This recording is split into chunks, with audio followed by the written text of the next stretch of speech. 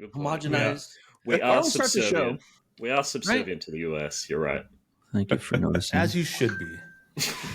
And how's it working out for you? Well, you just 25% tariffs on us, so I'm not happy about that. Good. It's great, and the economy's going to crash, and we love it. Yay! Everyone's losing their job, We did it. and the prices are higher. And it's great. We're doing great. This is what we needed to do. This is what we needed to do. We have to put up with the rapist president because we need to crash the economy. Welcome to Three Grandmas Talk About Political Bullshit. It's not bullshit if you're out of work, Poppy. It's not bullshit. I'm out of work. But yet, you keep Doge get to raising you, Prag? prices, the warehouse is going to get a fucking cut. Did Doge get to you, Prag? Did they cut you? He's been getting to me since 2016. Every fucking day I wake up. I'm like, me and my phone. It's like, what the fuck? What? Like, half the time, I'm like, are you sure? Denmark? Why? Panama? What? I need you to email me and tell me exactly what you did this last week. Everything. All right. I need the description now. Right, yeah. Otherwise, you lose your job. Yeah, and if you don't answer, that's resignation. Did they? And AI is going to analyze it.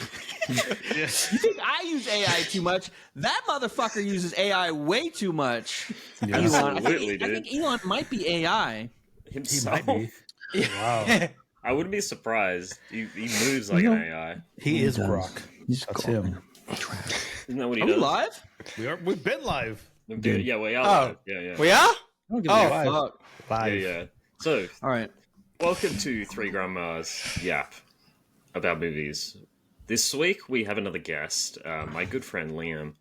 Hello, I am guest. This way, Currie. Welcome, Liam. Welcome. He is a man. Oh, good. It's a good thing to know. I wasn't sure about it beforehand. Hey, what? It's been clarified. Is that what we do now? He is a man I met at SAE, School of Audio Engineering in Melbourne. I went to school with him. SAE. Yeah. Oh, Is that what it stands for? Audio School of Audio Engineering. And we've spent how Yeah. long getting his That's what it microphone stands for. going? What the fuck is going on in Australia? What's happening? So Your it's, audio, your mic audio, friend.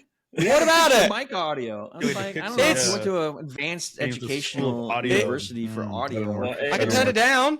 it You're fine, started you're fine. off. No, as a it's school- good, Liam. It's just like we were concerned that you didn't learn that at the university program, Right, right? yeah. Like we're concerned, didn't- like they show you. The I was doing volume. film. They don't teach audio in film. They teach cameras and shit. Oh, Well, Fair, there fair, is fair, a. fair, fair, I mean, fair, so the fair. school. so you're working in silent film. That makes a lot of sense. Yeah.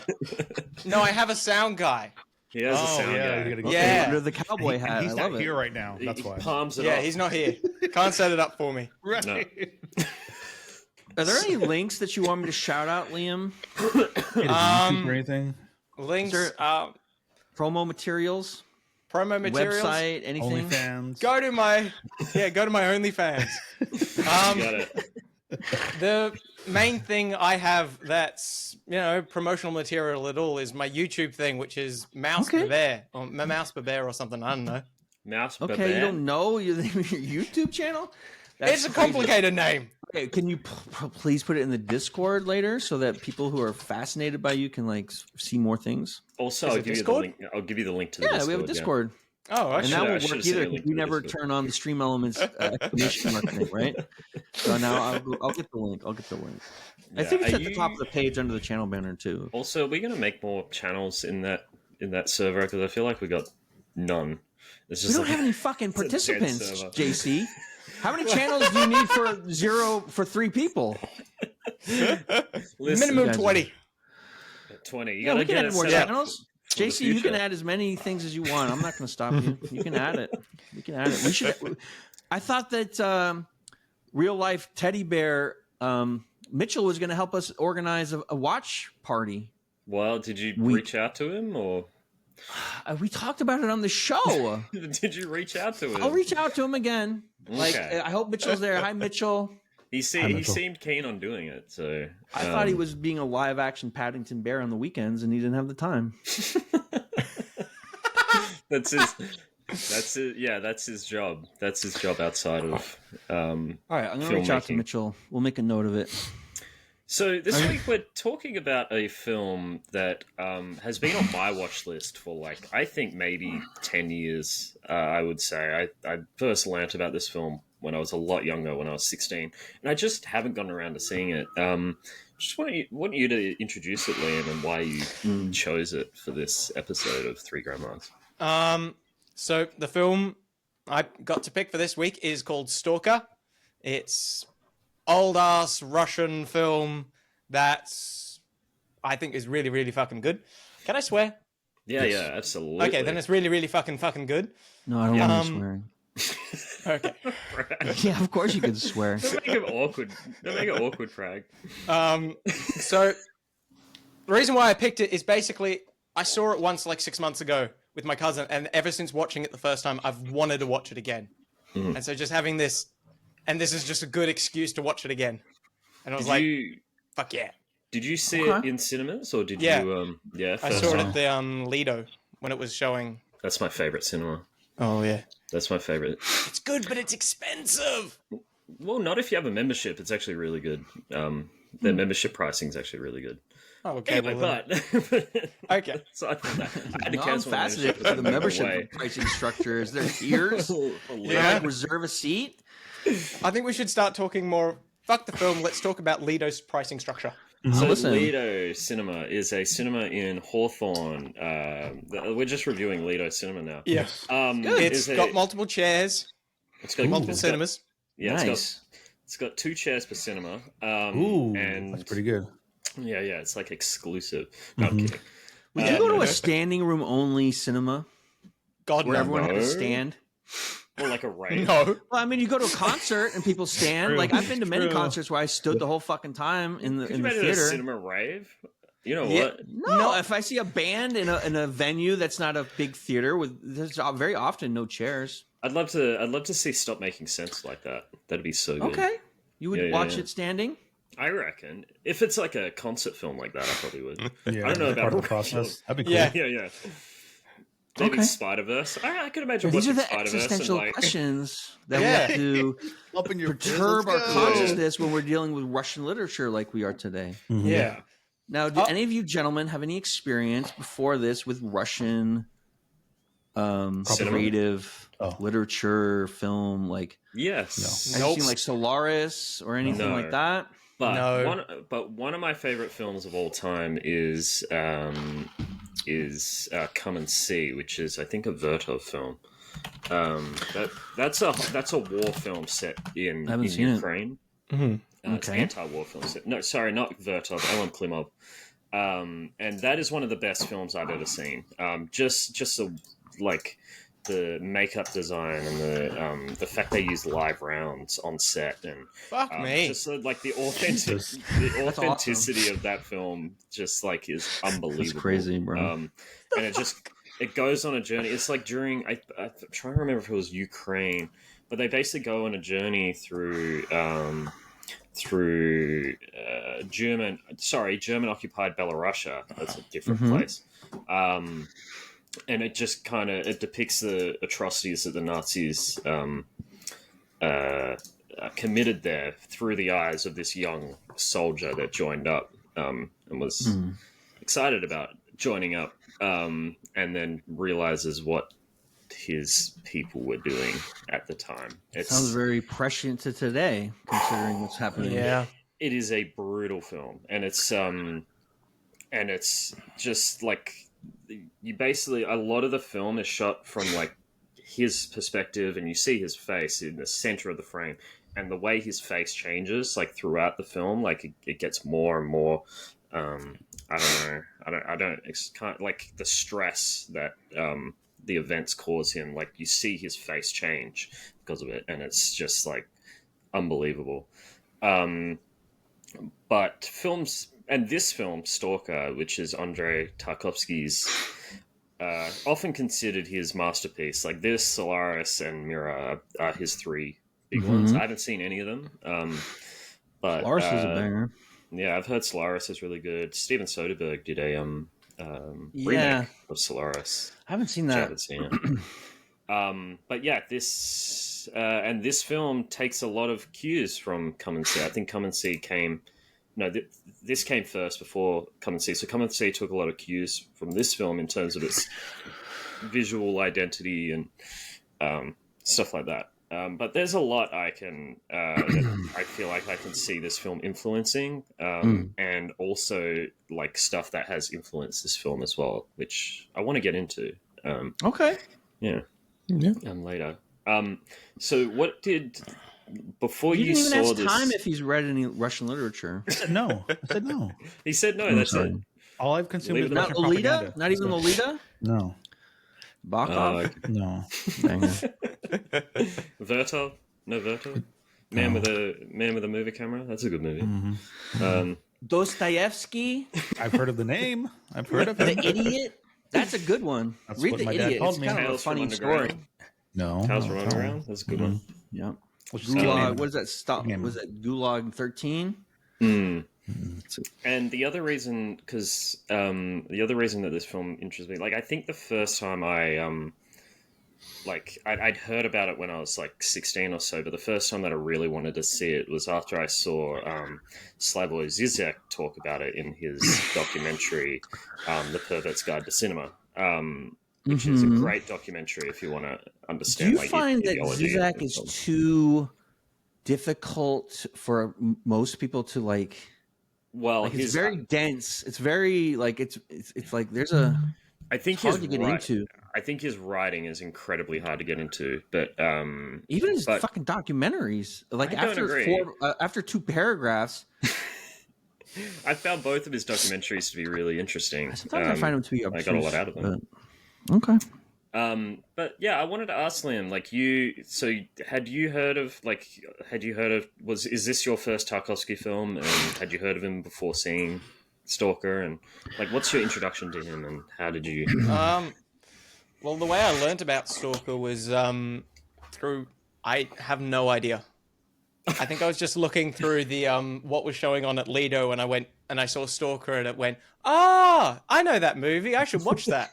That Yeah. looks fun. It's like cultural osmosis, sort of. Yeah. Yeah. And I had no idea it was 3 hours long, so I had a lunch planned after that, and that fell through the roof. Did not happen. So you didn't check the Lido runtime? I just thought it was 2 hours, 2 hours and a half. Why not? Yeah. I didn't realize this was 3 hours until I put it on, like to watch. And I looked up the runtime when you suggested it for the podcast. But I'm so glad you suggested it, because I've been wanting to watch this for so long. It's so good. I love it. What did you get out of it? Like, so you hadn't even heard of Tarkovsky before. Hi, Tracy. Stalker. Not really, no. Wow. What did I get out of it? Yeah.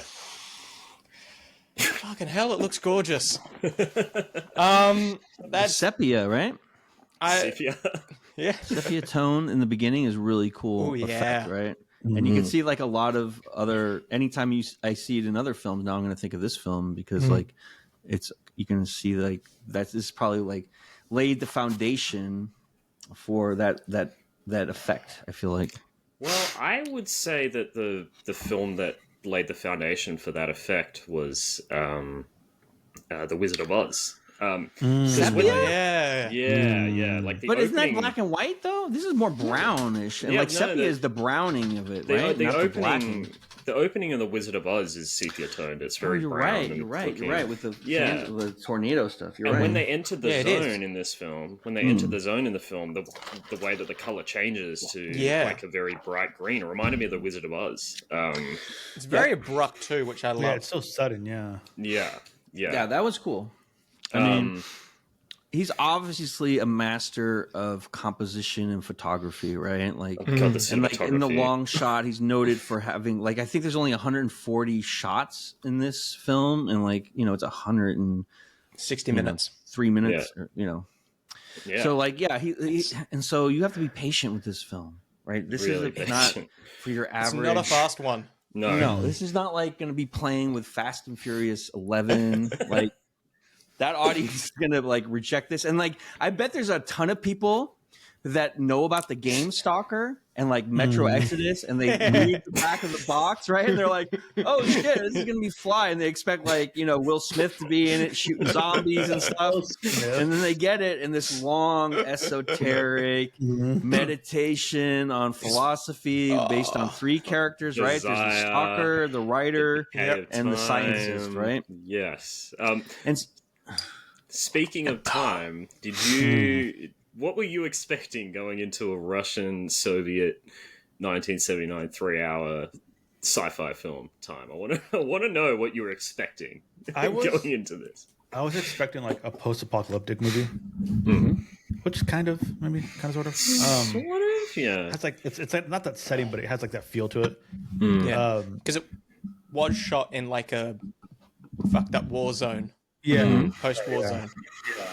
And then just seeing the color of it and everything, and I was like, what is going on, and all stuff like that. And then Time, we have a special request from the audience. Can you please rise a little bit so we can see And then Tracy, there's some we have some cute pictures of his cat MJ on my Discord if you want to check that out. MJ is attempting to steal pizza from his hand. No, she steals. I've seen pizza. dogs do that, but I've never seen a cat try to take it from your hand like that. It's a new trick she learned. I bet when you looked up this movie and you saw that image behind you, were like, "What the fuck is this?" No, I didn't see that image. You didn't? The only image I saw was the cover, which I can't remember what it looked like, and then the one with the rider with the crown of thorns, on his head, and I was like what is happening? Yeah. Oh, the cover I think was the Stalker, and his face was like all weird looking. Yeah, it's a cover. Yeah, it's a good cover. Do you want to talk about the plot? I saw. Yeah, but and maybe show a trailer so people understand. Like, I doubt the. I mean, I'm playing it behind me right now. Oh, you're right. Okay, that's perfect. Yeah, I'm sorry. I don't know. I just always feel like just the TV's on in the background and I just forgot to turn it off. But you're actually doing something. But what I was gonna say, like, so the plot of this movie essentially. All right, so it centers around a stalker, and basically in this universe or this like alternate future of Soviet Russia, essentially something came down to Earth. They don't know if it was a meteorite or something, and created this zone in Soviet Russia where essentially people would enter and then never exit, and so then the government basically put barbed wire around the zone to keep people out. But there's people called stalkers who go into the zone and they take people with them because apparently there's a room at the center of the zone that grants your innermost desires. And so these stalkers, they get paid to transport people through the zone to the room. And it centers on one stalker. He's just gotten out of prison. He leaves his wife and kids, and he takes a scientist and a writer to the zone. And stalkers are illegal. That they get arrested. I think he was in prison for 5 years. They said, and that's the story of the film is just them traversing the zone essentially. And initially they evade the Soviets, but that happens very quickly, and then the rest of the movie is just them trying to get to the room essentially and philosophizing along the way. A lot of philosophizing in this movie, and waiting for Godot levels of long form philosophy. I also just love the main actor of the Stalker. I think he's fantastic and so good, and I love like how intense he is about like making sure you go the right path. Is that the actor's name? Yeah, Alexander Kadanovsky. So initially, I didn't know why I had to look it up, but I didn't know why he was tying nuts to bandages and then throwing them. So it turns out he was doing that to test for gravitational anomalies, essentially. And if there weren't any, then you could take that path. If there were, there's probably a trap in the zone, essentially. And basically, the zone is apparently an area where it's like a living thing, and it can change the environment based on. But what is it a metaphor for, though? But what is it really about, right? Because like it's what this movie is about, but it's not about what it's about, right? It's Yeah. like what are they trying to talk about in you guys' opinion? In my opinion, I think the film is all about desire and all about our innermost desires, and whether we can actually articulate them or not, and whether we actually want, like, if the things we say we want is actually what we desire, like, and whether we can do that. Because I mean, this at the start of the film, he basically says that stalkers can't enter the room because the last time a stalker entered the room, a guy named Porcupine, which is a funny name, entered the room, and like apparently his brother had died, and he entered the room and got a lot of money, and then hung himself. And it's later, like, not revealed, but it's later worked out by the writer that his brother had actually died in the meat grinder tunnel, and when he entered the room, he'd like concentrated and asked for his brother back, to bring his brother back, but the room gave him money because that was his innermost desire and not his brother. It's his real desire. Yeah, that was his real desire, like at his core. So we like, and basically anyone that enters the room fails because they can never actually articulate what they actually want, which is a big thing, and it's something that, and it's the reason why Slavoj Žižek talked about it in the Pervert's Guide to Cinema, is because a lot of what he talks about is about ideology, and he thinks that ideology functions in the same way. Like, we might say we have a certain like want, or have a certain, or I'm trying to word it. He words it so much better, but essentially, you might have something like, for example, the war on drugs.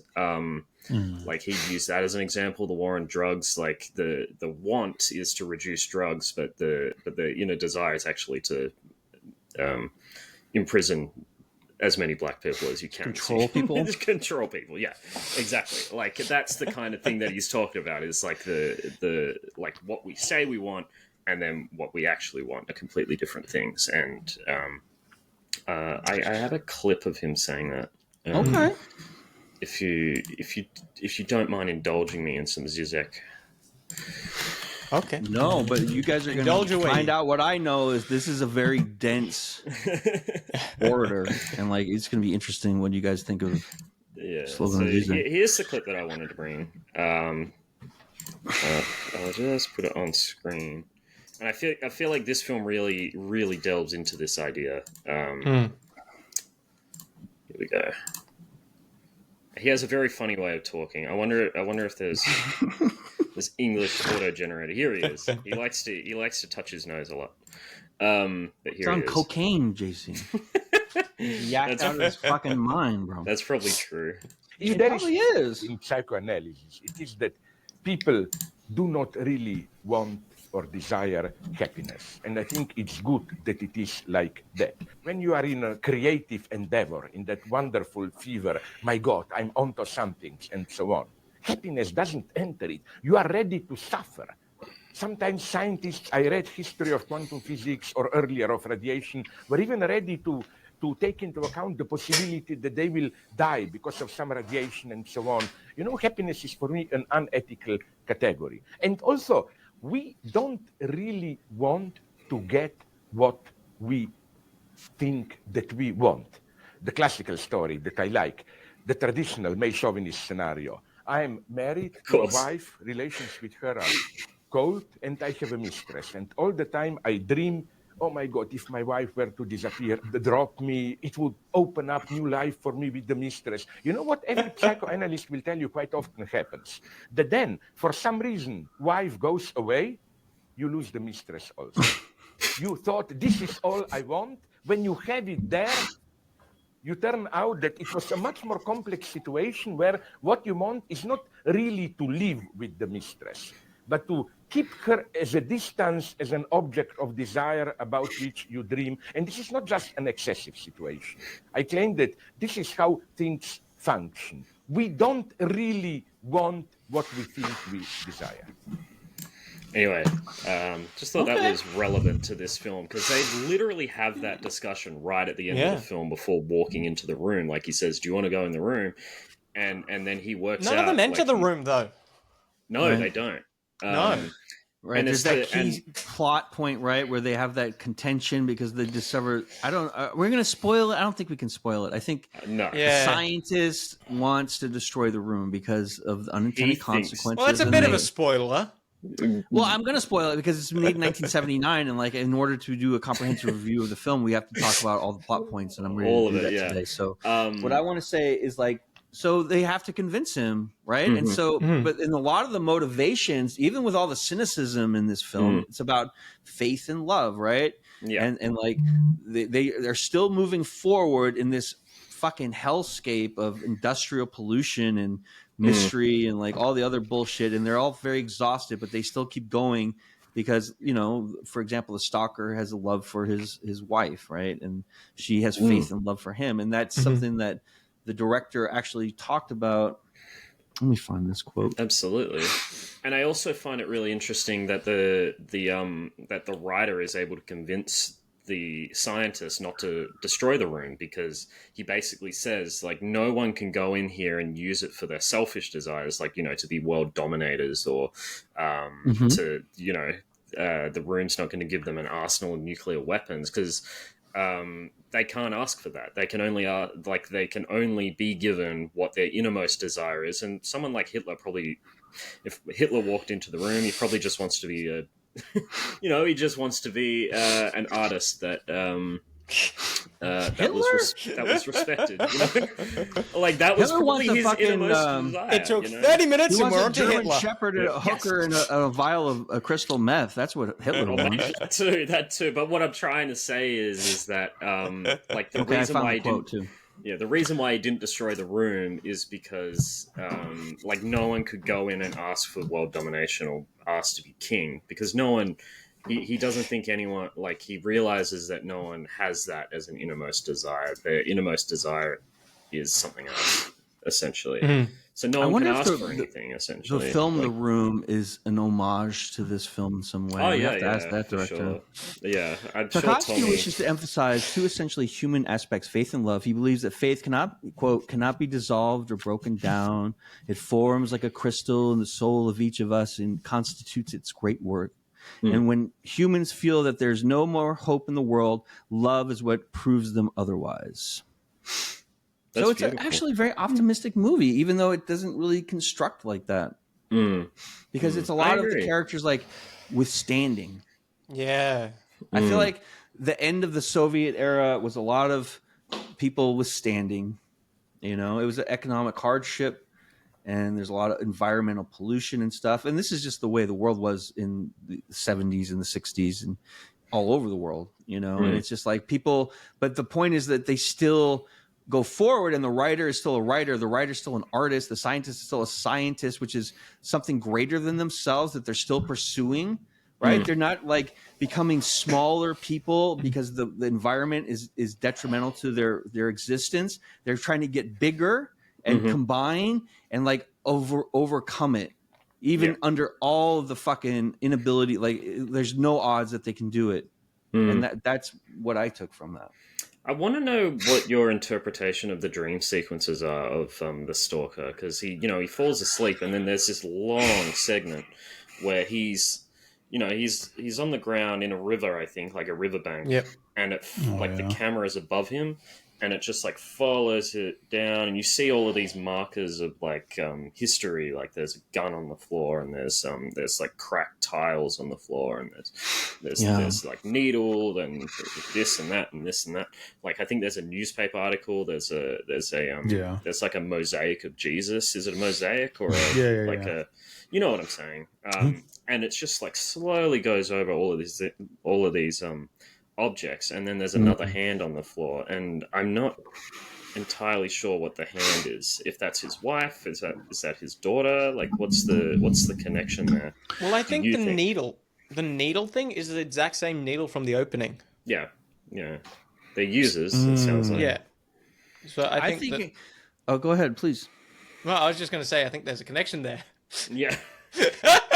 I think it's one of the it's one of the most beautiful shots I've ever seen, and just the fact that he was able to make it look so authentic, and he would have had to place everything so meticulously. Oh yeah, shot. So it's very obviously intentional. That entire scene, I was thinking that the entire time. Like you go and you see the gun and you see all like the rust on it and all that stuff like that, and it keeps going, and then you see the mosaic, like you said. But what got me was the newspaper when you get to that part, and it's like all frayed and this and that. And I was like, how much effort went into that to make it look like that for just 2 seconds that it was in there. Like that. The story of this film is they ruined all the fucking original film. They had to reshoot the whole fucking thing with a different cinematographer. What? Yeah, it's in the Wikipedia article. So they did this twice. They did the whole film twice. Again. I think they did 3 times. I heard. In my opinion, because what does the dream sequence stuff mean? I think that the way that the director is expressing it is in the context of the refractory nature of memory. Like when you're thinking about your past, it's going to come sometimes in like, oh, I remember this gun. I remember this newspaper article. I remember this. Like it's not a narrative perfect cinema, but it's just like little flashes of things. They're like, and like, but, do I know what those mean? Like, I don't think they reference. I feel like it has to do with whatever he went to prison for. Oh, you reckon? For 5 years. Yeah. Or something. Because it also, I feel like, reflects the zone itself. Because you see so many, it's an alien sort of. Oh, is the zone implanting those memories too? Maybe no. I don't think it's implanting. I don't think it's implanting them, but there's like a parallel because there's heaps of like just really old, decayed, like military stuff and like the decrepit buildings and stuff. Like they're all markers of a time long gone. And I don't know. I feel like there's a parallel there in what Tarkovsky's trying to say, and just how time decays. And I feel like also what's his name, and they sort of do that in Come and See as well. But what's his name's the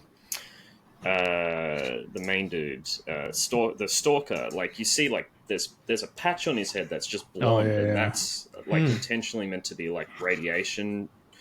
Like a radiation wound or something. Poisoning of some kind, yeah. Like even on his face, there's like markers of time. I don't know if that makes sense at all, but essentially this whole film, I feel like, is basically about both how our desires are not what we think they are, but also how time kind of shows itself. the give and play between desire and hope, right? Because I desire chocolate chip pancakes for dinner, right? But I hope I have some meal or something. That's what I need. It's like what I want and what I need. Hope is a world of need, and desire is a world of want. And maybe that's what the device is differentiating between. Or maybe that's what the director is trying to point out. Like what we want is always not what we need, but we still need to have hope. Right? I want to know, Time. This film is very slow. It's 3 hours long, and I'm wondering, did it keep you interested enough? Should have watched the musical that I watched. I watched Stalker the musical. It was fantastic. It was all done on ice. Stalker the musical. Oh my god! I want to make it on Twitch. I think we can do a Stalker 2 sequel that really knocks people's socks off. It's a joke every time. Every movie, we're going to make a sequel. We're going to make a sequel. Yeah, that's how I think, JC. And guess what? Sometimes I do. Nice. Sometimes I do make it. Did this film, did its intentional pace keep you, it's obviously intentional, did it keep you interested, or did you get bored? I got really bored real fast at the beginning. Question. With the You're whole leading family. the witness. Leading the witness. Okay, I'm sorry. With the whole, his wife and kid, I was like, oh, this is not interesting at all. I don't care about any of these people. The little girl was adorable though. One of the most innocent things in the whole film is how cute the little kid is, but then the tension. The animal names: porcupine, monkey. I don't know what that's about, but yeah, go on. But sorry. But as right after that, he leaves and he goes to the bar and he meets up with the writer and the scientist, professor, right? Professor, yeah. Professor, yeah. Whatever. Right when you met up with them, I became I mean, the best word I can think of is I became enamored with it. Like I couldn't look away. Like it was like, and it wasn't as much as like, because some past movies we've seen, they just were visually beautiful, and I just was like, oh my god, I'm paying attention. It wasn't that. It was something else, which just captivated me and just keeping my interest. The way they world told building the is story, amazing. and Right. Right, because like without a budget and no CGI, you created a whole new world, right? Yeah. That's amazing. Oh filmmaking. yeah, it's absolutely. It's unbelievable, honestly, like how he uses like this. I mean, essentially, he went into like a war-torn area and just like created this whole like story around it. And the film, I mean, like the choice of the sepia is really pays off, and like it's just beautiful, and like the gradients are so good with it too. It's not just sepia thrown off; it's just like beautiful, like the image that you see behind Time is just a beautifully lit shot.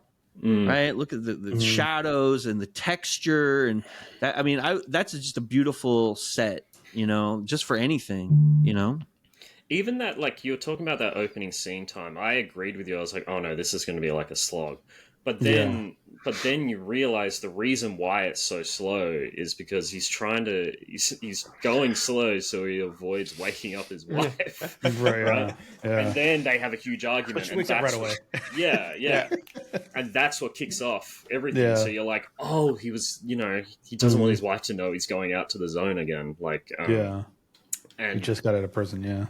Yeah, he just got out of prison, but they need the money. Clearly, like look at their apartment. And like the director's trying to like give you the feeling the actors are feeling, or the characters are feeling, because they live in a mundane, soul crushing, and so they're trying to give that oppression to you a little bit. And I feel like they do this a lot in like George Orwell's 1984, the one they made in 1984, where they really captured the fucking grayness, and there's no color, and it's just like monotony, and like, but you need to feel that as a participant and the audience in order to like feel the emotions of the characters. And so like I think you kind of have to do stuff like that, and I think that Hollywood would never allow a film to do that. Sorry, you were just talking, I was just watching Time, like he's combing his beard. That's what he does. Yeah. Oh, that's so cute. What you can't see is he's got a little rake. MJ's on his lap, and she's eating the snowflakes. She's down here. Snowflakes? No, she's on your lap. She's getting your skin all over your mouth. She eats it. Oh, beard dandruff. How dare you? How dare both of you? Well, then why do you have to brush it? But yeah, you're right. You're absolutely right. And what did you like? I want to know, Liam. What did you take away from this film? Like, because it obviously like it enamored you the first time you watched it. Was it just the visuals, or did you feel like you got a real strong sense of like these characters and everything? It's really hard for me. I cannot describe what I like got, but it's just this feeling. It's the feeling and the atmosphere and how it's composed and the writing, and just so much of it just opened my mind to like, oh, you don't have to do action shit to make something entertaining, compelling. Yeah, it's a very different way of looking at the world too. Is the Russian from an Eastern Orthodox philosophical point of view? It's going to be different than what Western Europe like shows, and like the pacing and everything. And it's just more of a philosophical vibe, and it's more contemplative, and it's more thoughtful, and it's more naturalistic. Even though all the industrial stuff, when the green opens up, and I love how beautiful I can see behind the shade of green, and this reminds me of Werner Herzog, what he pulled off in the when last he filmed film Transylvania, and that the green is like, you don't get green like that on CG and like digital film. I feel like that has something to do with the film, and you don't get the exact color spectrum that you get from digital film, and like maybe they can recreate that better in the future, but it's just beautiful. It's like a blue green almost. It's gorgeous. Yeah. You can tell it's color graded that way though, because the actual white cloth is like green as well. Like it's meant to be white, but they've color graded it that way, so they made it look really. They made it pop essentially. I don't know if you've noticed, like you could see it right there. I notice it now. That is a green. Yeah, that is a light. I never noticed that. Like a Pepsi bottle. You know how Coke bottles have that green tint to it, almost like this. It's cool. It's beautiful.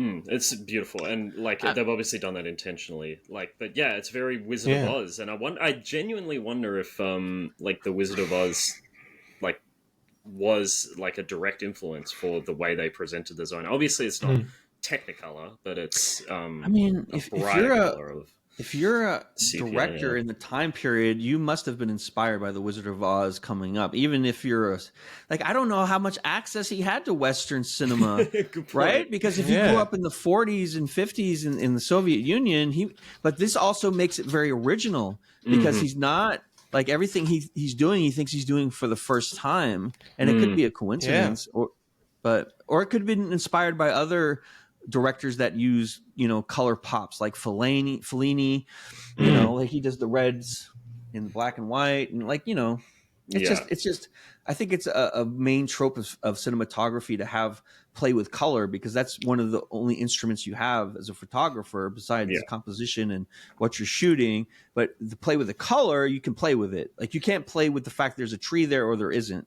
And I was talking about how he was throwing the nuts to test for gravitational anomalies. Did you guys notice? He said, "Hold these nuts," right? And he threw it, and there was a big explosion. And I'm like, hold these fucking nuts! And they blew up the whole room, and like they all got fucking rich. It was awesome. But I wonder, did you guys notice when remember when after they've had the argument out of the room, they're just sitting in the center and it starts raining? In the water, I swear to God, like the water aligns itself into like lines and stuff. I thought it was going to say something like in Russian, and I'm not sure if anyone's translated it or not, or looked into it. But I swear, I want to like move forward to that part and see if I can find it. But like essentially, like you can see the rain falling. I was close. You can see the rain falling. But like it kind of reminded me when at the start of Interstellar when the dust settles on the ground. To form the things. I feel like they did the same thing here with the rain at the end. It looks like it's forming arrows or something. Arrows or lines. To me, it was something. It looked like words to me, but like it's a really good ray tracing effect that they got too. Yeah, I wonder if anyone's like tried to. It's actual sunlight. Nowadays they would all fucking recreate it, but that's actual sunlight. Beautiful use of light. It's awesome. It's like incredible, and and just some of those shots of. I know because they create tension in this film also because they basically say you can't return from somewhere you go, and basically they try to keep all the characters try to keep each other in eye shot at all times. Right. So if someone walks off and they walk around the corner and disappear. Yep. He's talking about the Soviet society and the fact that everyone's watching everyone constantly too. There's other metaphors in this film. I'm sorry, Liam, please. Well, I was just going to say one thing that I found very interesting, like watching it a second time. I don't really think the zone's magical at all. It's not really I think it's just they're all suspicious. It maybe used to be magical, or used to be very sci-fi, but nowadays it's like. So what do you think about the phone rings and he picks it up and is able to call? The government could be doing an experiment on people too, right? But the Soviets or whoever. What about this room with the wavy? That's weird. Yeah. Yeah, it's weird. There's some but shit. The professor gets lost and they're like, oh my god, the professor's lost, and then they literally do a circle and they find him again. Yeah. They were so inanimate that the professor's dead now, but they and then find Gilligan him comes around the corner and says, "Hey, professor," right? And then Skipper says, "That's not the professor." No.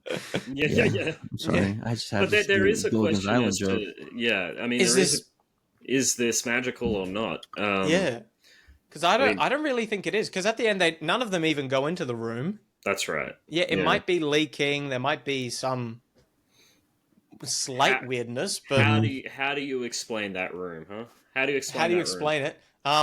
things in the ceiling, like it's a faulty ceiling. That creates like wavy, weird. It just rains. It's raining outside, and now it's a surprise mechanic, right? Why would you do like anytime you have a unopened box in a film, right? It's the same reason you have it in a video game or anything else. People get interested, and they're going to take that ride with you because they hope that there's a payoff, right? At first, or maybe that's what gets them interested. And because this is a movie about hope and love and like going forward and like pursuing a dream or a goal, you have to have that. And if it's something that they say, oh, it's $100 million, or it's not as interesting as a surprise, because it could be anything. So it feels kind of like they're trying to say that the pursuit of your desires is more important than the actual desires themselves. Even if you can't. I think that's a good summary. Yeah. Because I think the reason why none of them enter in the end is they learnt their lesson on the way, or they grew to a point where they don't need to enter the room to get their desires. Yeah. But it upsets. It's been in them all along. Yeah, but it upsets the stalker. They made along the way. But it upsets the stalker because he feels like he doesn't have any purpose anymore. He's not. He's not providing. Like he's not. What am I trying to say? He's not providing them. I don't want to say providing them, but facilitating their faith, like their hope and their faith. Yeah. And that's what upsets him about it. But can anyone explain why the daughter has telekinesis at the end? And she was born in the zone. Yeah, but there's a controversy about this because the train goes by at the same time, and some people are saying that's just the train rattle. No. That's what the article that I read said. That's the train goes by after she moves the glasses. Let me look it up. I know. I don't agree necessarily. It feels intentional. I think I read. But that's why Stalker 2 is going to feature the girl, and I'm writing it, and it's going to be great.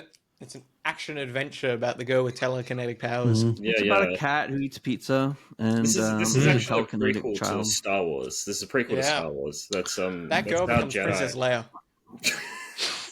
Or she becomes Darth Vader. Like this is the dawn of the Jedi. She becomes Darth Vader. God, our culture is so content brained. Yeah. Imagine we get something like this. It's just like a beautiful artistic statement, and all we can think about is like, oh, she has Star Wars Jedi has Force powers. Yeah, she's a Jedi. Yeah, Firestarter with Drew Barrymore. Remember that movie? No. Isn't there it's a great recent movie. Firestarter? It's one of the if you love that Netflix show Stranger Things, and because it's like one of those shows that it's based on. It's an 80s, like early 80s pyrotechnic telekinesis movie starring Drew Barrymore just off of E.T. And like it's Stephen King wrote it, and it's great. And she just fucking burns fucking everything down. That sounds amazing. Awesome. Sounds like Carrie.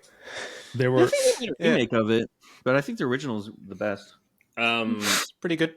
There was a recent movie that I'm a big fan of that this film reminded me a lot of. I don't know if you guys have seen Annihilation with Annihilation. That bear is weird as shit. Yeah. But it's a very similar concept. It's in Annihilation. It's an Alex Garland film who made the recent Civil War and Ex Machina.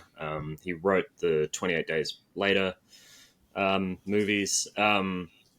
But essentially, the premise of that film is there's an area called the Shimmer that people have tried to go into and don't return. It's like the exact same like premise, but the actual Shimmer has a completely different effect, set of rules. Yeah, like that Shimmer is very scientific, and it's all about how like DNA can be sped up and changed, and evolution basically is sped up in the Shimmer, and how that affects your relationships, and how that, your relationships still persist through like super quick evolution, and like there's a whole bunch of stuff that film goes into that I feel like this is just a really interesting concept, like having this area where things are different that causes you to reflect on your life in different ways. And I think Annihilation does a really good job of it. I think this does a really good job of it. It's just a really good... It's a good mechanic. It's a good mechanic for... plot device. Yeah, pushes the plot forward. It has a goal, because just like Wizard of Oz, they have to get to the fucking city, and that carries the story. And this is like a Wizard of Oz. So again, maybe he was inspired by Wizard of Oz, because maybe they are doing the same fucking thing. No, that is a good. I mean, like this feels like a Soviet era depression-ridden version of the Wizard And I of feel Oz like if in a he way. had a budget for flying monkeys or some monsters or something, he probably would have used. Maybe he would have used it, but maybe they just couldn't afford it. Like a giant, or maybe snake. That's And then they did that in Annihilation. They had a fucked up crocodile, and Right. messed up bear that had the voice of a screaming Hollywood woman. wouldn't put it out if they probably made it like this originally. The first script was like this, and they're like, no, we need a fucking electric bear, and we need Technicolor fucking crocodiles, and it has to be in IMAX 3D, and like Jodie Foster's in it, and she's like a Jedi. But like the last third or quarter of Annihilation is some of the weirdest cinema you'll ever watch. Like it's like this essentially. It's like it's bizarre. It's almost like they made because there's like a horror sequence in the film, and there's like, and they got stars in it. But like then the last third, it's almost like Alex Garland went like, no, I'm doing this, and this is what this movie is about. It's like It's very bizarre. I don't want to ruin what happens, but because it's quite a recent film, and I want you guys to see it. But really good. I've seen it, but don't ruin it. It's still too fresh. Yeah, I agree. Do you know what I'm talking about with the mimicking? Yeah, and there's like the weird, and then there's the thing at the end, and that makes no sense. And it does make sense if you read into it, but but that's more work outside of just open for interpretation. Like I think they leave things open for interpretation on purpose sometimes, and there is no answer. And maybe the director doesn't even have an answer. They just opened it up. Like it's like a room that the participant can walk into, and like they decide what the room is, and like we decorate it, but I'm not telling you what it is. I decorated it, and you tell me what you think it is. Because that's what I love about this movie is there's so many questions, there's no answers. It's great. Which is I mean, that's the nature of philosophy, right? It's not about answers; it's about creating the right questions. Yeah. That's what real philosophy is. And it instantly made me want to watch like every other Andrei Tarkovsky film. Like I want to watch Solaris this week. I want to watch Mirror this week. I haven't seen Solaris in a long time. I'd love to see that. I do too. So yeah, I loved this. I think it's one of the best films I've ever seen. Like genuinely, and I don't think I've said that. Easy. Time's got his finger up. Easy. Yes, Time. I've been trying to get this out, and you guys keep talking over me, so I'm gonna get it out. I'm sorry, honey. You gotta fucking stand up for yourself. You're gonna get pushed around. I'm so sorry. There are two scenes in this movie that confuse the hell out of me, and I don't understand why they did this. So if you guys can help paint this picture. The end of the movie, the wife does this, and then in this scene right here. Oh, they're talking to camera. Yes. Why do they do that?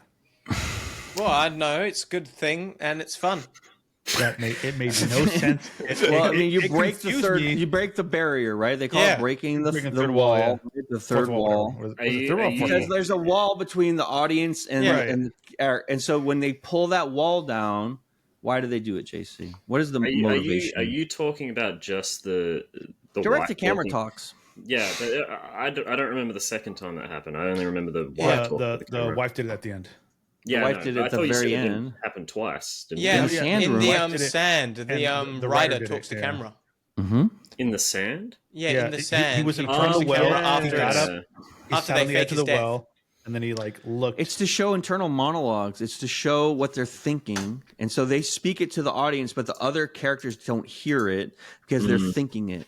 And that's why the device is utilized like that. That's why they do the third wall stuff. It's because that's what the character's thinking, but the other characters in the scene can't hear them. Third wall or fourth wall?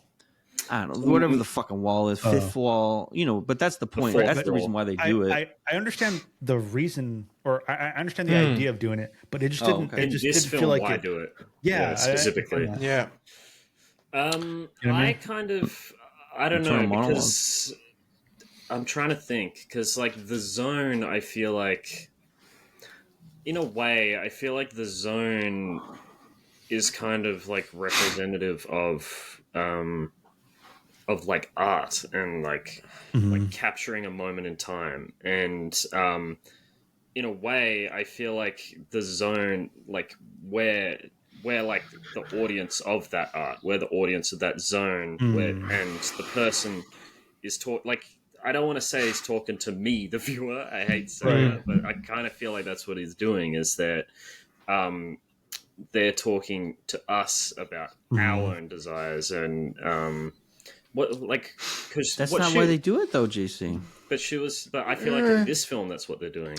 I mean, what did she say? She says she would prefer to have an interesting life of hardship than a boring life, right? Yeah. So I guess both like, things. And that's kind of like what the pursuit of your desires are, like the pursuit of art, the pursuit of.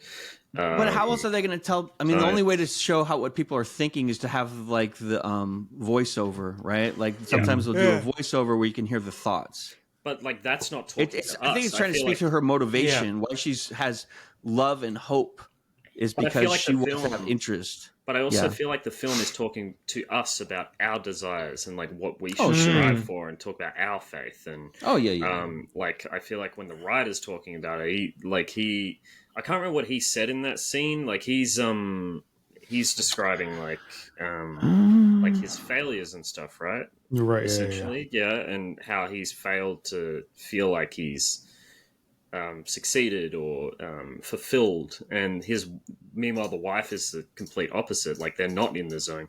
In the zone, he's describing how he's how he feels and how we can avoid that. And then in the outside world, she's talking to us about how we can feel fulfilled and how I don't know. It's like that's kind of that's the most I've got. Like I know it's important, and I think it's I think what she says like is motivation, character motivation. Yeah. But the question is why look at the camera and talk to us? And I think and why is that the last thing the film says? Right. And, or other than the telekinesis. I think it also just summarizes the meaning of the film pretty well. Yeah. At the end, when she's just, that's all I think. Yeah. This is why we do it, because it's more fun than sitting around the house, even though it's hard. It's better to suffer if it's more interesting than it is to. Doing something is more interesting than doing nothing. I actually have another. Zizek, even though it's safer to do nothing sometimes. I have another Zizek clip that relates to that. Hold on. Oh. Is Zizek sponsoring the stream this week? I want him on the podcast. Can we get him on the podcast? Yeah. He probably would. I'm sure he doesn't. We probably could do it remotely. We could do a lot more things. Like we just have to talk to their agents, and like they have business emails and stuff. We can send some things out. I think that would be hilarious. Why be happy when you could be interesting? This is, which is very true. Yeah. You know, happiness is for me a very conformist category. It doesn't enter the frame. You have a serious ideological deviation at the very beginning of famous independence, pursuit of happiness. If there is a point in psychoanalysis, it is that people do not really want or desire happiness. And I think it's good that it is like that. For example, let's be serious. When you are in a creative endeavor, in that wonderful fever, my God, I'm onto something, and so on. Happiness doesn't enter it. You are ready to. It's the same clip. It's the same clip. I thought he was just the exact same clip. I was just being polite. Let us say, drop me. It would open up new JC. life for me. Really, to live with the. I thought you were a Zizek head. Yeah, I am. I thought this was a different clip. You're just showing the same real clip Zizek. twice. Yeah, I didn't know. Real Zizzer wouldn't double play a Zizzer, and now he won't be on the show because he's going to see this and he's going to say you didn't prepare. She's like, you only have one clip of me. That's all you know.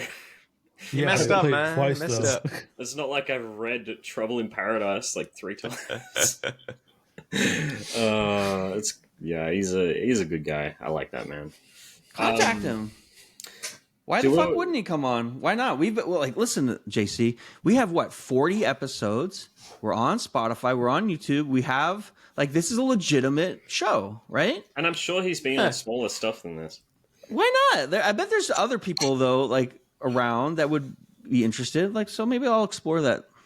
We'll explore it. I don't know how to contact him though. Do we want to rate this up? Yeah, it's not. Let's sum up. Let's sum is a up. hard movie You want to to rate. go around? You want to start with whoever wants to Liam. start. Let's go Sum with up the Liam. movie. Yeah, what do you sum it up? This and is what would like you rate it a out of 100? review score. Oh, my Would you review. recommend it? This is like the final, like who Yeah. you know, Oh, yeah. the final Would you notes. recommend Stalker? Yeah, fuck yeah. It's one of the greatest movies of all time. I think it's like a 9.5 out of 10. I think Love there's that. just the middle section with the zone is like perfect. Mind Just blowing. the other end's a bit. I find it's just a little bit slow, Yeah, and by slow I mean like snail pace. not too bad. But it's intentional. It's Yeah. intentional. What would you give it out of 100? Out of 195, Oh, yeah, you said that 97. already. Yeah, I wasn't I give it. listening. Highly recommend it to anyone who wants to watch it. So Time. worthwhile. Time. You would Where- recommend it to anybody who wants to watch it. You don't Yeah. have to recommend things to people who want things. Sir? Well, I can't before go. they- Hey, set around 3 Yeah, hours put it to aside the to just bench. watch this. I'm just Do they teasing. desire to watch it? Is it in the? They is it don't in know the yet. most- They don't know yet. Yeah. Yeah. If someone wants Time. something that's really good and really fun, There you go. watch it. Yeah. Okay. Yeah. Time. Would you All right. recommend Stalker? What would you rate it? I would rate this a. God, it's such a hard movie to rate. I want to say like a 65. I didn't like this. I didn't know. I didn't say it. I never said that. What? I thought you were No. captivated from the This movie did I'm done a with it. lot of telling and no showing. It's just. I feel like this movie wasn't for me. Talking about the movie with you guys informed me more about the movie than watching it. right. I just didn't get it. Okay. It's probably because I'm a dum dum, but I just didn't understand it. A lot of things. It didn't No, I'm gonna, envelop you. listen, It's when I been review click- it, I'm going it to ain't click say a with lot me, of the same things, man. So don't worry. But again, I was enamored by it. It looked fantastic. Like a seagull watching a fireworks display. Some of the shots just went on way too long for me, and they served no purpose. The wish water you'd said shot this. was not. I tried to, and you guys kept talking over me.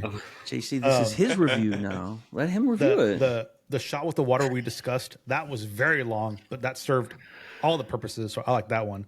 But them taking the little mini train car to the zone, and then it switches over to the full color. That was just way too long. That was so goddamn long. Yeah, I again, visually, atmospheric. In my heart, I liked it, but as far as just as a movie, I didn't like it. Fair enough.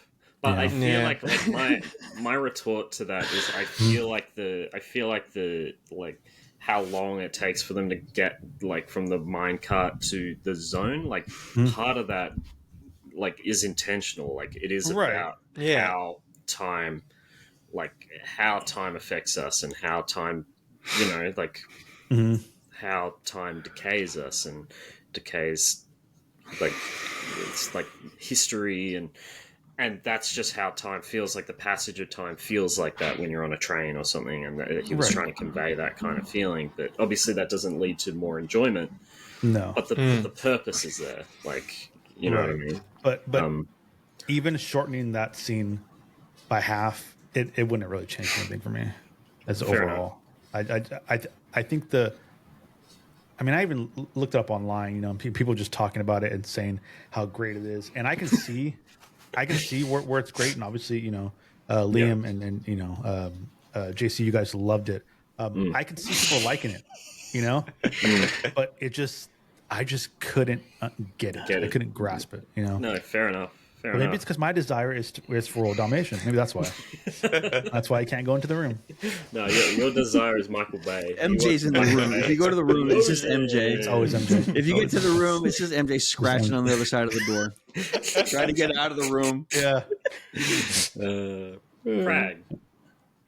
All right. Would you recommend Stalker? What would you rate it? All right. This is a movie not for entertainment. This is a movie for work and for thinking and thoughtfulness and contemplation. But most Americans, when you go send them to the movies, it's not like it's like when you read a fiction book for entertainment as opposed to something where you're trying to learn something or improve yourself.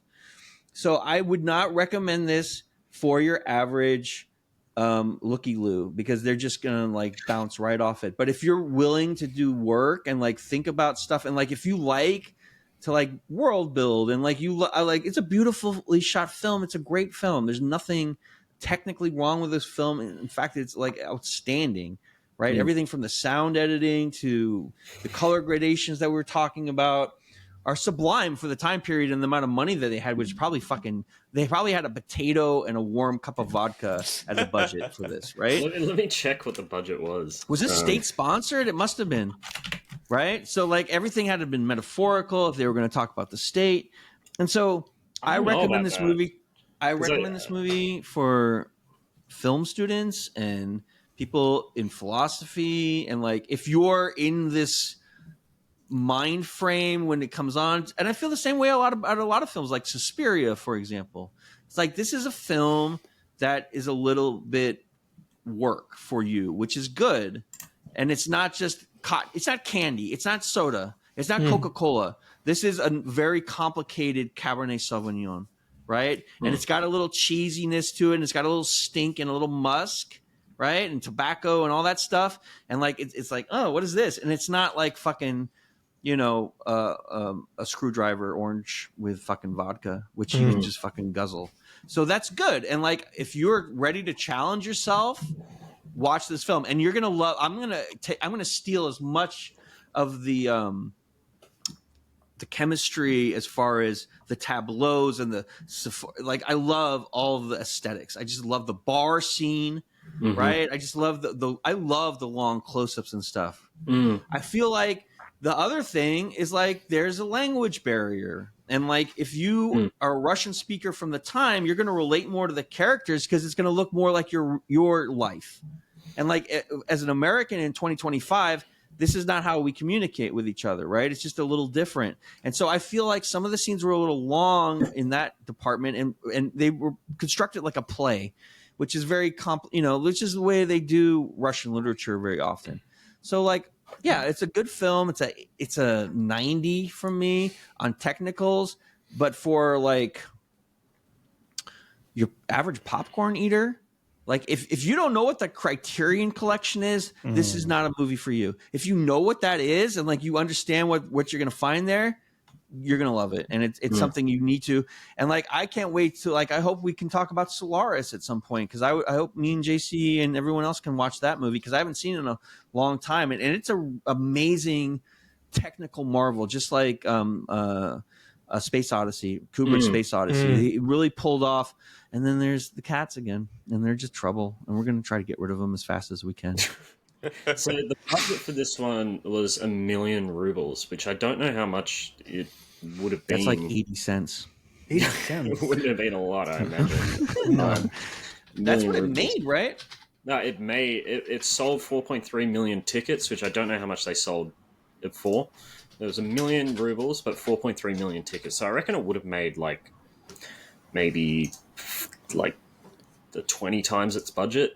So it was the number one film for a long time in the whole Eastern Bloc, right? Because it was proof that Eastern Europe could create cinema at the same level as the West, and so was very proud of like he's a wonderful director. Absolutely, yeah. So I mean, yeah, I like it, but it's like it's like you have to be in the mood for it. You have to be like a mature. You'll have to be like it's not like an action movie. It's not like something that like is easy. You're gonna have to work a little bit, but it's worth can't just it. chuck And, it on. No, and I feel you can't like just chuck it on, right? Like it's not Friday night and or you're hanging out with your homies and like, oh, let's put a movie on. Yeah, like, let's put okay, Stalker on. Everyone's like, this is so quiet. Yeah, I could imagine that Time would enjoy it a lot more if he desired to watch it in the first place, and it wasn't something you had to do for a podcast. You know what I Well, mean? he Like, made a good point. He said, like, You know what once I mean? he heard us talk about it, and he had some more context. Yeah. you might To watch it. inform. Like, this That is the helps best a film movie I've like ever this, seen. right?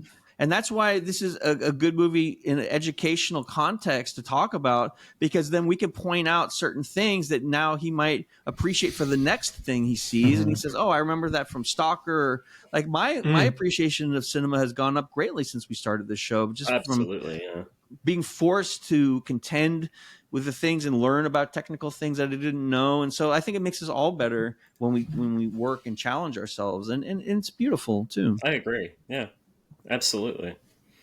So I'm on the same boat as Liam. I think this is like one of the best films I've ever seen. It's not as good as Come and See. Like, Come and See is probably is better than this, but I think that just like you got to watch Come and See. But I think with what this does, and just like the ideas and the way that it's shot, and just like the amount that I've thought about it since I saw it, like, and all the kind of interpretations that I've had and us discussing it, like, this is just incredible. It's a 95 for me as well. Like, I just love it. And I loved nearly everything about it. And it did remind me of when I read 1984, and I was like, this is one of the best books I've ever read. Like, it's just one of those movies. George Orwell is definitely one of my top 3 favorite writers of all time. He's just a great writer of whatever he writes, and he makes really complicated things easy to digest.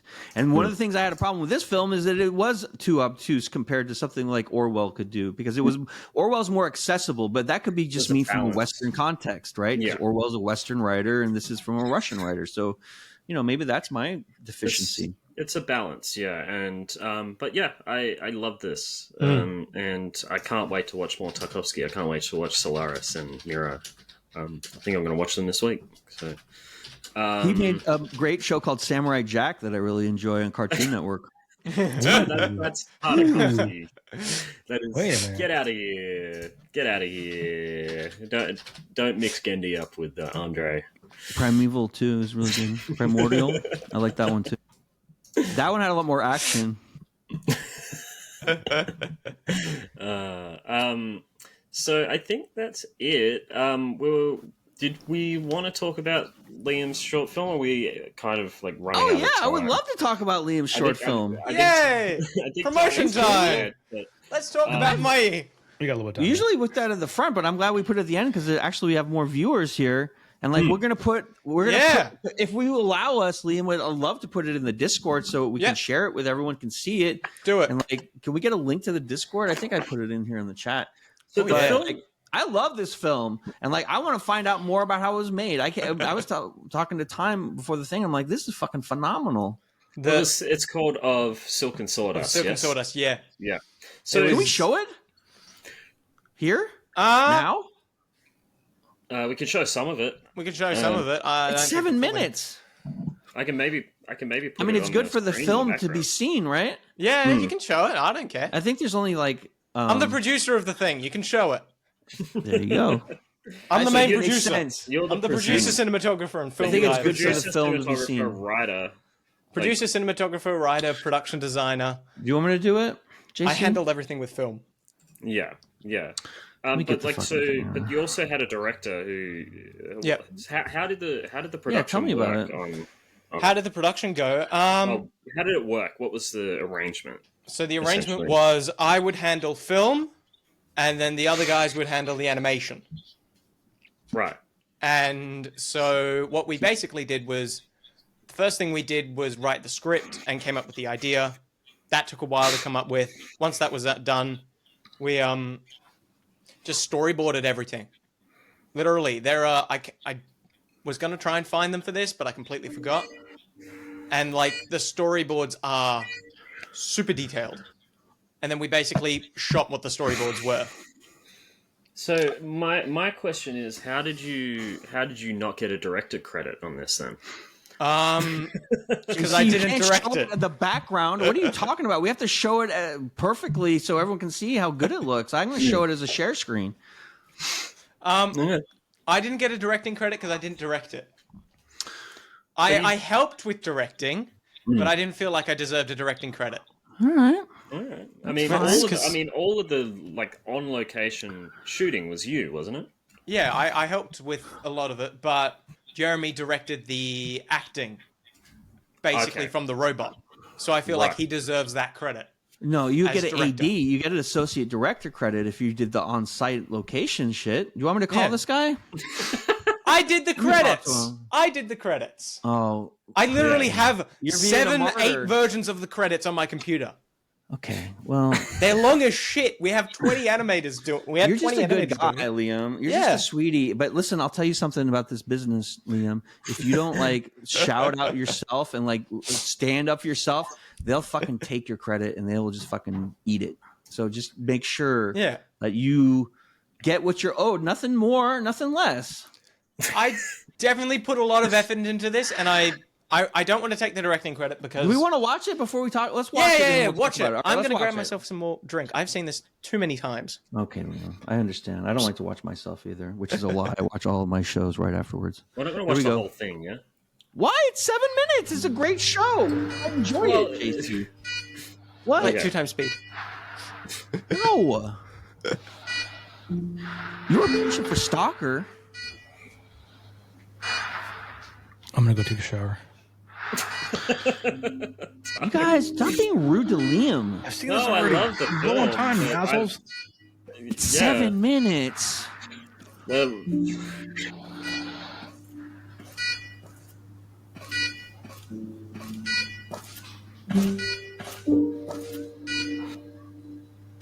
Would you light him for me, please?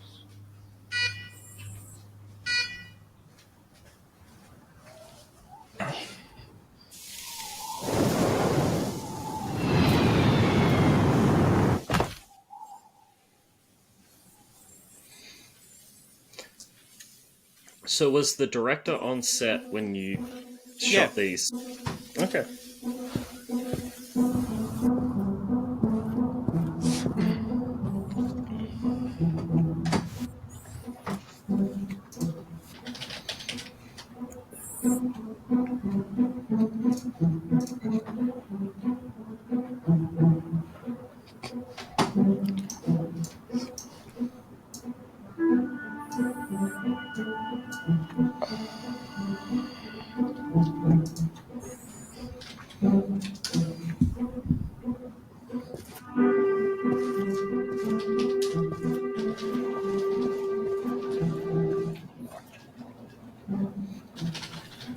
I've been there. I saw that.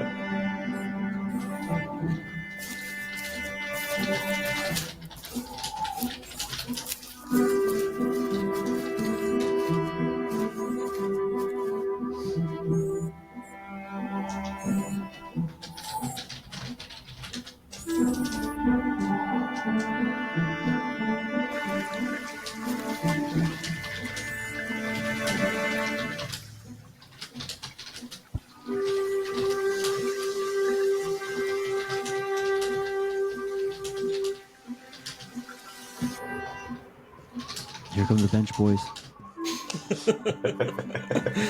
I love the bench boys. The effects are fucking amazing on this, actually.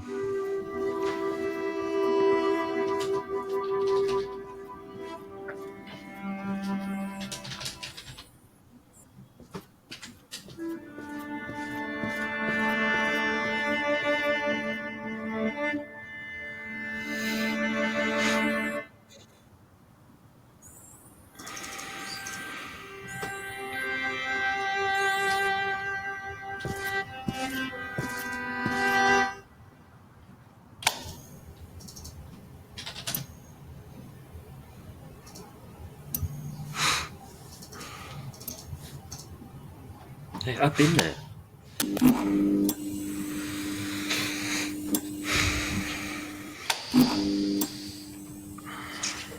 This is a scene from Saw 11. Time is not amused, Prag. Look at his face. I have a guest, and I'm trying to like show off my guest's beautiful work. This is a great film. I want people to see it.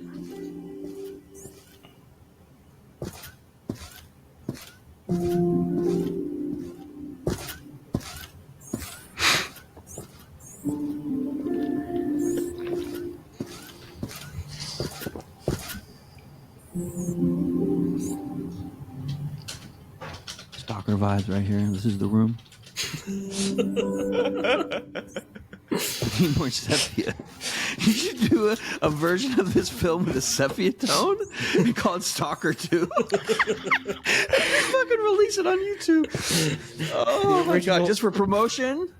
The original thing I wanted to try and do, because I thought it would be funny, would to do it as 4:3 black and white.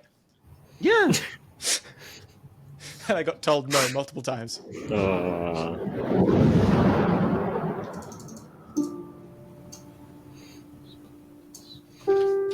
Happy birthday. I remember this. Happy birthday, mate. Got this over at the Cow Panic. Not yet. He's the owner of the restaurant. This is the condition for us to use the restaurant. You're spitting on the cake, cunt. Stop spitting on the cake, cunt. I helped shoot that. You're Dropped the an director. Ari. Did you film this, Liam? The outside stuff, or like, did you cinematograph? Did you photograph it? Yep. Okay, you're a director, or you're at least a cinematographer. I am. He is. You get credit for it? Wait till the credits. Okay. You'll see my name appear like 15 times. Okay, that's fair. If you feel like it's fair, then it's good.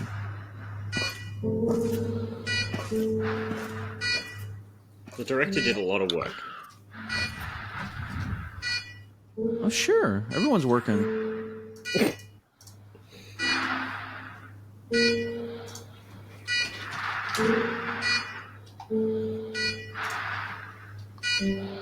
Elon Musk. Right? Elon Musk. He's gonna throw a fucking Hitler salute real fast before he perishes. Thank you.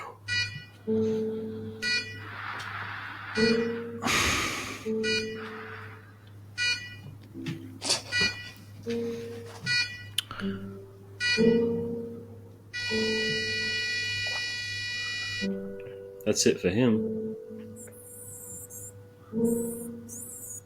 Mix of emotions. Time looks like a still image.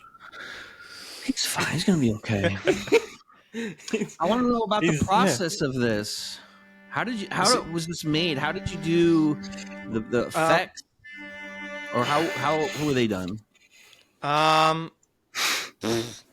CGI, I have to be completely honest, I was not very involved with that. So I'm assuming that they they took real, like the real photography, and then they took the CGI robot, right? And then they probably rotoscoped it into. They just stuck them on. Mm-hmm. They basically, but the movement, and so they laid it on top like an overlay. Yeah. Okay. And then it's just beautiful. did the shadows on the robot. And then who did the animation of the robot? Because the animation of the robot, child robot labor. It's a child in a Lego costume. Was it like whoever did the animation did an amazing job. They're really good at it. There was about 20 people doing the animation. I believe so. There are 20 people to say thank you to. That's amazing. Thank you. I think there's about 50 shots, 60 shots in there. I'm not 100% certain. I can't remember. But it's amazing. Yeah, it's really good. They did a phenomenal job, and I I love independent like student films and stuff. This is one of the best things I've seen. It reminded me as far as quality. Like in terms of quality, like it reminded me of those Black Mirror episodes with the 3 robots. Yeah, you put this on fucking regular television or regular movies. This could start before. They used to have shorts before movies back in the day, right? Like in the old days. They need to bring that shit back. Like, throw a 7-minute thing on just to whet my appetite and like give some credit to some film students, right? Yeah. Pixar still Like, does this that. was really good, man. You should be very proud of this. Oh, yeah. Of credit Absolutely. or whatever. I am enjoyed very this. proud of it. It's good. I didn't know what to expect when I was like, oh, I'm watching a short film. I was blown away. This was incredible. Well, thank you very much. Yeah. It's a lot of time, a lot of effort. I do How have long one. did it take? A year?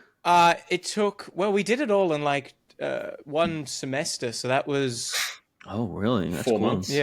4 months. Yeah. Wow. We shot it, incredible. and then it had 4 months of post production. It had 3 months of post production, 1 month a week. We shot it in like 4 days, except for the scene where Mitchell was involved. We shot that in another day. One day. We shot all which is the flashback, which is basically I get directing credit for the flashback. And Okay. I almost Yeah. broke his camera, which Yeah. What did you Spoilers. photograph the flashback? Yeah, I filmed the whole thing. I What was did JC the- do? He was I a was Solid the- guy? Yeah, I Best was boy? What's assistant it camera, called?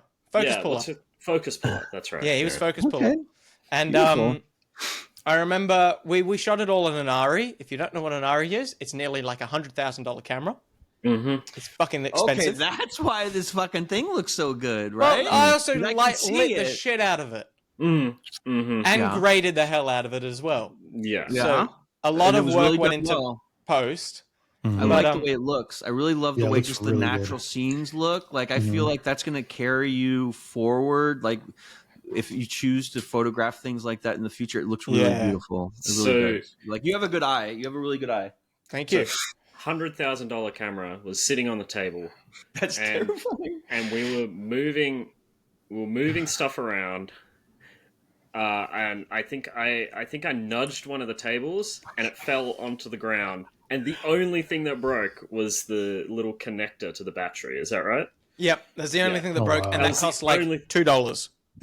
And what was that conversation like when between the time before you checked the camera to see the I was condition and it crying. fell? He was God. not. He was I was broken crying. down, and I It's was like like, crashing it's a okay. Lamborghini. It was Right? it was one of Ferrari. the most terrifying moments of my life. Like Oh, genuinely. brother, that sounds so terrible. It was fine. Nothing of the camera was damaged except that Luckily. little bit at the back. But A little bit of that, but I was like, And so, what do you guys rent that, or like how do you acquire or it was loaner? supplied by the university. University, yeah. Yeah, Oh, beautiful. Mm. and I think in the U.S. people just rent the equipment like that. It's really expensive stuff. It you know? is. And you have to get insurance for it because, like, if that shit happens, like, you can't return it broken. No, Right? that's why you The rent university it. can understand. That's Yeah. why you rent it. You'll pay like I worked at a rental house. They charge $1,000 a day for the camera minimum. That's like A lot of money. it's wild. Yeah, so. It's just expensive. yeah, and there's just no way you can just buy one. It's like buying a car. No. Like, Well, yeah. you could spend. I think you could buy an Alexa Mini LF for $35,000 Australian dollars. But they're not as good as an Ari. They're not. No, that is an Ari. Wait, I thought that. What's the camera you were talking about? That's What I don't know anything about that's cameras. we shot on the Ari Mirror, which Okay. is you can buy secondhand for upwards of 10 grand, No, not too pretty bad. decent. 10, 11, I think. I want 11? to say thank you so much for coming onto the podcast, Liam. I'm Yeah. glad you came on. Glad you picked this film, which I've yeah. needed a kick in the pants to watch. Yeah. Finally, what are we doing next week? This is Prag's pick. Have you picked a film? Prag? I think I'm deferring He's to Toaster deferring. as a guest, and we're having Possession from 1981, which is the same Kowalski? the same actress as in Nosferatu, Werner Herzog's Nosferatu. Oh, okay, yeah. And so Toaster has a real fondness for this film, both of them, Possession and this one, and he knows about this actor, and so he wanted. Like, I was talking to him about like the fact that we were doing the review, and he's like, "Oh, you should watch this," and I was like, "Oh, why don't you come on?" Because I didn't have a movie, Yeah. and like so I believe it's Toaster's week. And Andrei Tarkovsky is the director. It's a psychological horror film. I'm looking forward to it. I've heard a lot about it. We watched the trailer before. It looks really Has anyone interesting. seen it? I haven't seen No, it. Oh, good. That's good. Yeah. No one's seen it. Great. Brand new. never seen it. I'm excited. Thank you for coming on, Liam. This has been a Liam, great you're episode. great. Yeah, Yes, thank you Lots so of much. fun. it's been a We're gonna have legendary you back stream. for sure, brother. Please. You were great. And like, Awesome. put the thing in the Discord, or I'll put it up. Like we have the thing. I'll put. The I link gotta in get- the link. Mitchell, you got to send me the link to the Discord, I will. Yeah, right Yeah. now. Yeah, we'll Right get at you. this We'll get you second. hooked up. and then yeah, the next time I come on, I'll be promoting my next one, next short film. Oh, you- yes. are you almost the done? Attack of the Killer Couch, right? Yeah, When does that come out? Attack of the That's- Killer, what? Attack of the Killer Couch. We're shooting in April. Ooh, I like that. Oh If yeah. you want to premiere it here, you can premiere it here too, brother. Like yeah. I'd love We to have- have film people come on and like show original stuff. That's great.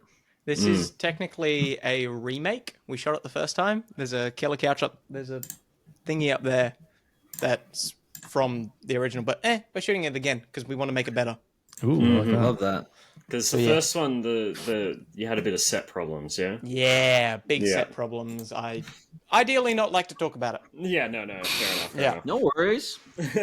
So we're doing it not again. gonna We're talk doing about it properly. That's fair, Fantastic. dinkum. And the Yeah. first one actually has a lot of promise. It's very like Sam Raimi, Evil Dead yeah. sort of vibes. It's great. We're doing wait even to see more. it. Yeah, it's exciting. I'm looking forward to it. Looking forward. Evil Dead 2 is one of my favorite films. Ever. So yeah, looking forward to it. I for sure. rewatched Evil Dead 2 recently, and it's not as good as I remember. No, I feel you're the same wrong. way. You're It's wrong. real. The cinematography is amazing, but just that. There's something jankiness. about it that just Some rubs me the wrong jankiness. way. Army of Darkness is a banger as well. I don't like the first Evil Dead, but Evil Dead 2 is just yum. It's definitely good. Definitely great. It's good. It's great. It's great. It's very great. Yeah. It's good All right. and great. It's good and great. Yeah. I love Sam Raimi. I do too. When they let him I like his cook on Spider-Man the movies. when they let him cook in the Evil Dead of Did he make what the madness Dark multiverse Man? of madness. Yeah. He did make Darkman, yeah. He did make Darkman. with Liam Neeson? Yeah, Yep. he did. Yeah, That's a good movie. you should bring that on the podcast at some point, Prag. I'd love to watch it. I'm such a loving friend that I'd rather give my slot to my Other other people, yeah. loved ones, and that's just Loved the way I am. ones. Anyway, know, it's been I'm just great, a everyone. Giver. Thank you Yeah. for coming. This has Thank you, been- Liam. You were so fun, and I love your movie, and you have a good trajectory.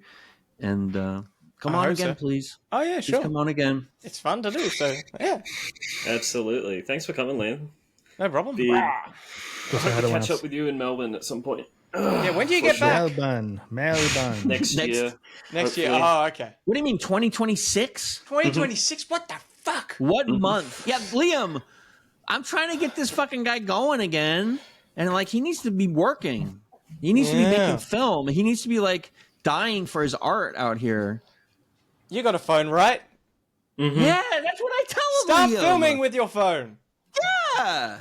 I'm busy. God damn it, Liam. You're my guy, bro. You don't need an RE to film. Liam, I'm busy. you get it. Liam gets it. You're You have to be busy. I am. relentless. You have to be I am. unyielding because everything is against you creating art in this world. I've They're got gonna shit to sort do out everything to first. stop you, and you have to be unstoppable.